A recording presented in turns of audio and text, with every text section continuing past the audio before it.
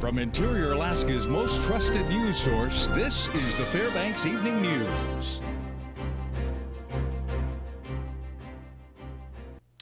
Good evening and thank you for joining us. Our top story, a 31-year-old Fairbanks man was arrested Sunday night, accused of firing shots into an apartment in the Hamilton Acres area. Now, no one was hurt. Christopher David Williams is accused of shooting at a man he had an argument with earlier. The victim told police he had served with Williams in the Army and that the fight was over a financial matter. Williams was arrested on a charge of attempted first-degree murder, felony assault, burglary, and misconduct involving weapons.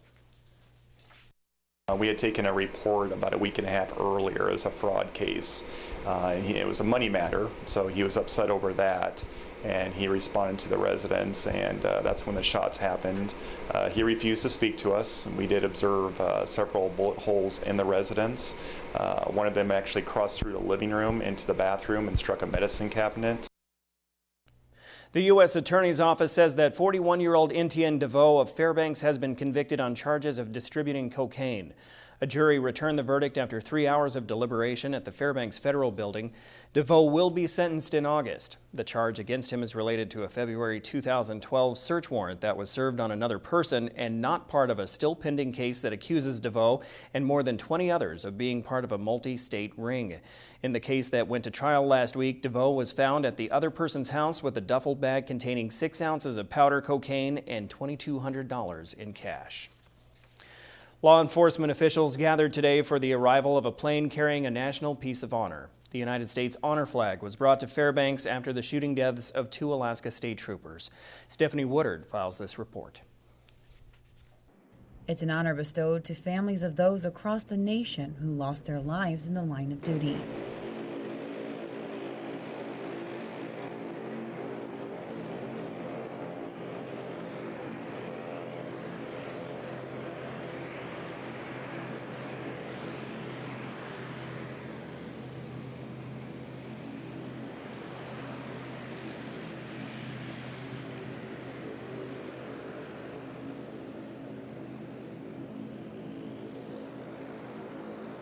Since 2001, it has traveled over 5 million miles, been to many funeral services. It also does charity events at children's hospitals and other events. It even went in the last space shuttle mission into space. The organization that sends the flag to different spots across our nation learned of the deaths of Sergeant Scott Johnson and Trooper Gabe Rich and began the process of its arrival to Fairbanks. And we contacted them immediately upon learning of the events up here with the 2 troopers. And they immediately had it on a flight the very next morning up here. They were able to give it priority. Unfortunately, there were many other deaths throughout the country since it's actually arrived in the state of Alaska 3 days ago. Ceremonial aspects are followed throughout the arrival of the United States Honor Flag, ones that include the family of the fallen. Ultimately, in the end, the entire event's based upon providing honor to the families and letting them know that the entire country feels their loss. The special gloves were used and will be used throughout its stay here in Fairbanks. They're embroidered, especially the gloves that were used by the captains will actually be given to the families and they'll be placed in the casket of the troopers before they are interned. The other gloves that are used by the troopers to carry the flag, they'll be given to the families as mementos of the occasion. The flag will be present at a public memorial service being held this Saturday, 4 p.m. at the Carlson Center. This is Stephanie Woodard reporting. When we come back, motorists will have to detour around the Wendell Street Bridge for a while starting next week. Also, it was Agricultural Day at today's Chamber Luncheon. Those stories are next. Stay with us. And welcome back. The Wendell Avenue Bridge will be closed to motorists next week until the end of May. During the 2-week closure, the Department of Transportation will be drilling for bedrock on which they can rebuild the bridge. The bridge will stay open to pedestrians while DOT works, but motorists will be detoured around Minnie Street. The project manager says construction on a new bridge could begin in 2016. The current bridge is more than 60 years old and can't be expanded to support more people. It's founded on actually railroad rails, and we know those to not perform the way we would design foundations today. And so that's one problem with the bridge. The other problem is that we want a wider bridge, we want wider sidewalks. This is a high pedestrian bicyclist area with 2 parks on either side of the river. So we want to make the bridge wider, and the existing foundation can't take any more than what it already has. The Fairbanks Prevention Coalition is teaching people to make movies about their experiences with alcohol. The agency wants to reduce underage drinking and driving under the influence, and they hope personal stories can show the consequences of misusing alcohol.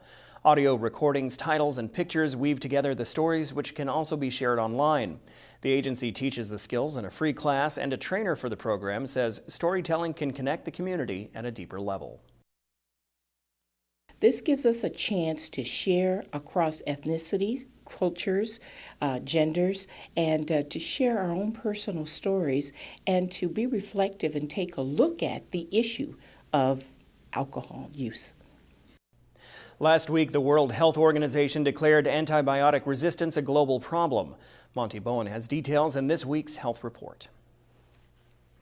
Antibiotics are life-saving drugs, but too much of a good thing has led to superbugs, powerful bacteria resistant to virtually all treatments. Among the most urgent threat in this country is CRE, also known as nightmare bacteria.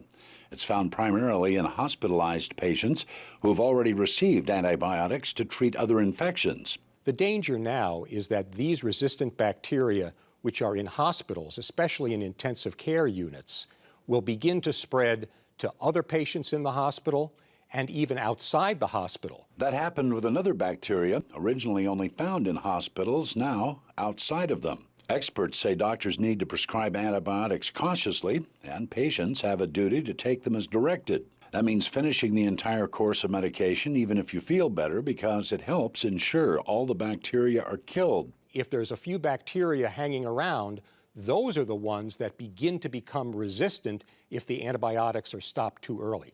Experts also remind people antibiotics will not help viruses like the common cold and the flu. This is Monty Bowen reporting. The Health Report is brought to you by the Ear, Nose, and Throat Clinic, located in the Medical Dental Arts Building. Call 456-7768. The weekly gathering of business leaders for the Chamber of Commerce Luncheon had a different twist today, with vegetables scattered across the table. We'll explain. The reason was that today is Agricultural Day. Representatives from the Co-op Market and Tanana Valley Farmers Market were on hand to inform the audience of what each business had to offer for the coming season. The Co-op Market is going to become more competitive with their price of product, while the Tanana Valley Market will be introducing a new program focusing on food for the diabetic. And we'll start offering what we call co-op deals, and they will be great discounts on products that people buy frequently, and we are going to be able to offer the same sale prices that they're offering in the Western Corridor. And also we have the hospital, the Diabetes Center, is setting up an info booth that will have all sorts of information on preventing diabetes and eating healthy and healthier lives, and how the farmers market can be a piece of that in your everyday life. Don't get up too fast. Make sure you have proper lighting in your house. Get your vision checked regularly. Those were just some of the tips offered today at the Fairbanks Resource Agency's Senior Services Workshop. Today was titled Remembering When, Fall, and Fire Prevention. It was presented by Fairbanks Deputy Fire Marshal Kyle Green. FRA Senior Services conducts the free workshops on the first Tuesday of each month. Our target audience is caregivers. This topic specifically very important for seniors, and how to ensure that their homes are safe so that they can remain in their homes for as long as possible. Joe Cook joins me now, and I guess 'tis the season, not the holiday season, but the signing season, yes, right? Yes. Just a slew of college signings to talk about today. Plus the Ice Dogs, they received some awards from the NAHL. Sports is coming up next.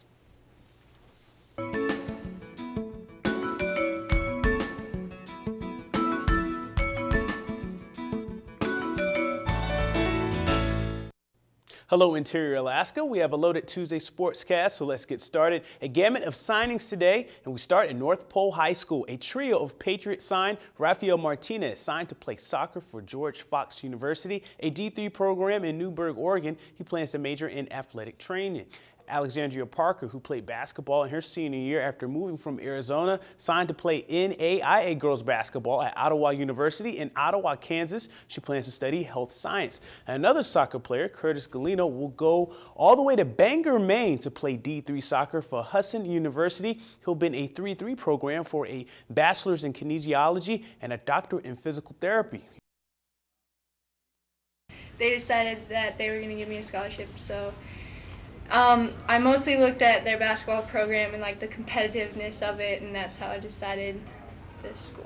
The campus was pretty nice, and then the facilities were good, and then we met the team and the coach, and they seemed like really nice guys. My parents were like, can you get over being out of the snow? I said, I'll take the rain over the snow any day. Being able to turn it around would be really great, to know that I had that much of an impact on this team and to help further myself and further my skills as I go on.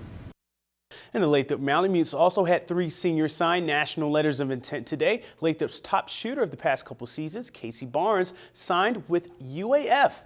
She will be up on the hill. UAF was this year's national runner-up, and Casey's older sister, Jamie, also shoots for UAF. She's a sophomore there. The 182-pound Jacob Wharton will wrestle for the University of Great Falls in Great Falls, Montana. The Argonauts were second in this year's national NAIA tournament. And Matthew Van Molken signed to play baseball for Elmira College in Elmira, New York. The Soaring Eagles will be having their first ever baseball season in 2014-2015. Van Molken is first-year coach Corey Paluga's 18th commit. Van Molken, who will play infield, gets a start at an energized new D3 program. The more energy, the better. The younger guys, the better. The more competition, the better. So I feel like it's going to be a great place to play and a good place to start out. In the mat room here, we learn to push ourselves and motivate each other. So that's another thing I can take on over there. Looked at a few other schools down south, and so it was definitely nice that this one was so close to home, and the fact that it had everything I wanted and it was closer to home, so I'd always be here was really nice. And today, the NAHL announced their all-NAHL teams, and the Ice Dogs are represented on the rookie team. Rookies Wyatt Eggy and Victor Lilligren were named to the NAHL all-rookie teams. Eggy, a defenseman, is a first-team pick. Eggy had 20 points and a plus-minus of 19 in 59 games played. He has 4 goals in these playoffs. Lilligren, the 6'3" forward from Sweden, was a second-team all-rookie pick. The Swede tallied 45 points with 18 goals in his first season. He has 5 points in the playoffs as well. Veterans Taylor Munson and Nick Hens were all Midwest Division selections. Munson ranked 6th in the league with a career-high 58 points to lead the Ice Dogs in his 5th season. Hens, another 5-year vet and defenseman, has a career best in plus-minus, which 40, shots 98, and 11 points in this postseason. And the UAF Athletics Department had their end of the year banquet recently. Freshman Nicole Bathe and sophomore Tim Cherry were the most outstanding athlete award winners. Here are some other award winners. UAF swim coach Scott Limley was named Coach of the Year. Carrie Knight of the volleyball team and Stefan Titsa of the basketball team, they were the Scholar Athletes of the Year. Skiing's Max Olix won the Spirit of Competition Award. The Joe Sherman-Verlo Sportsmanship Award and the Rifle MVP Award went to Sagan Madalena. Alika Dukovic of the hockey team won the Humanitarian Award. Kaylee Stryker was the women's cross-country MVP. Logan Hahnemann was the men's skiing MVP, and Andrew Kelly was the men's basketball team MVP, and Cody Koenig won the MVP for the hockey team. And last night, 2 rivals in boys and girls soccer were on the pitch, Lathrop and West Valley. Lots of chances in the girls' game, but the ball never found the back of the net. Lathrop's Michaela Triplehorn and West Valley's Kaylee Sparks denied a number of shots as well. West Valley thought they had a game winner in the second half on a header, but it was called offsides. Triplehorn made a clutch stop after a bobble as West Valley's Levy Shelikin tried to jar it loose. The ball hit off the crossbar, but Triplehorn was able to make the save. Lathrop remains unbeaten as this game ends in a 0-0 tie. The boys' game also ended up in a tie. Lathrop's Braden Hoppo scored the tying goal in the 78th minute, and West Valley and Lathrop tied 3-3. Braden DeWeese had a game-high 2 goals for the Wolfpack. And how about some high school baseball? Last night, Monroe hosted West Valley at Groudon Memorial Park. The Wolfpack cashed in on some Rams mistakes. Wild pitches and a few fielding errors led to base runners and scores for West Valley. The bats came alive for the Wolfpack as well. They got a couple of hits to drop right in front of the Rams outfielders, and some hits went through some gaps.